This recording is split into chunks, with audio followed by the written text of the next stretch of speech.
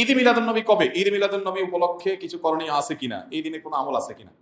ঈদে মিলাদুন নবী মানে হলো নবীর জন্মের ঈদ, আনন্দ। তো ঈদ থাকলে তো ঈদের নামাজ থাকবে নাকি?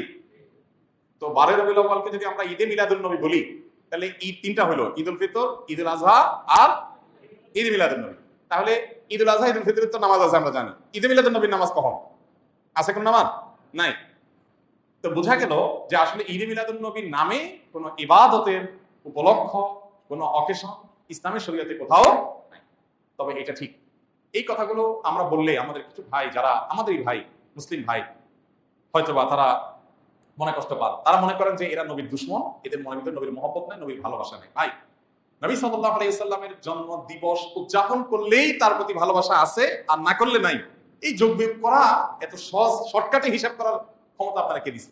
এই অধিকার আপনাকে কে দিছে? ব্যাপারটা এরকম হয়েছে যে দেশের প্রতি আমার ভালোবাসা আছে কিনা, আপনি আমার দল করেন তা আমি বলবো আপনি দেশপ্রেমিক, আপনি আমার দল করেন না তা আপনি দেশদ্রোহী। ব্যাপারটা সেরকম হয়ে গেল না? ভাই, আমার দেশপ্রেম জাহির করার জন্য আপনার দল করে যাই প্রমাণ করতে হবে?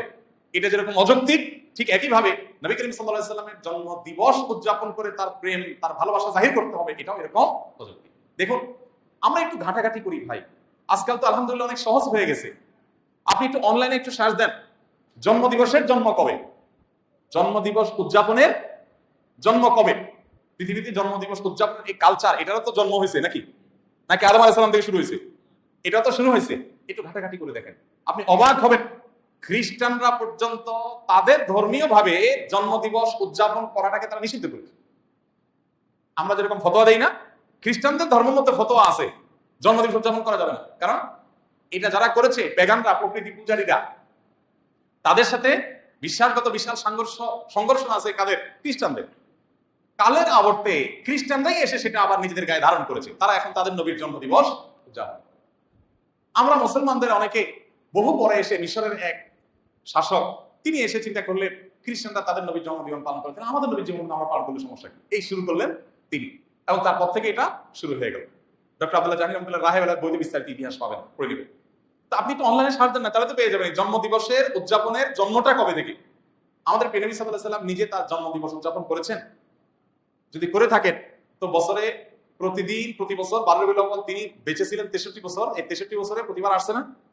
উনি ওনার জন্মদিবস উপলক্ষে এই যে র্যালি বের করা, জশ্ন জুলুস করা বা যাই করি আমরা, উনি কিছু করছেন কি?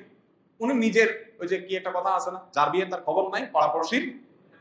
ওনার নিজের জন্মদিবস উনি উদযাপন করলেন না, ওনার চার খলিফার কেউ করলেন না, কোন সাহাবী করলেন না।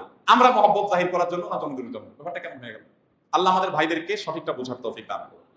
যারা করছেন তারা নবী সাল্লাল্লাহু আলাইহি ওয়াসাল্লামের মহব্বতই হয়তো বা করছেন, তাদের প্রতি তাদের যে আবেগ আছে, তাদের যে নবীর প্রতি ভালোবাসা আছে, ভালোবাসাটাকে আমি শ্রদ্ধা করি, কিন্তু ভালোবাসা প্রকাশের পদ্ধতিটা অবশ্যই কি হতে হবে? সঠিক হতে হবে। অতএব ঈদে মিলাদুন নবী নামে আলাদা কোনো অকেশন, ইবাদত হিসেবে এরকম কোনো কিছু শরীয়ত রাখে না, এবং এটা সাহাবায়ে কেরাম, খুলাফায়ে রাশিদিন কারোর মধ্যে এর কোনো নজির ছিল। বরং উল্টা, এটা অন্য ধর্মাবলম্বীদের সংস্কৃতি হওয়ার কারণে আমাদের সেটা বর্জন করা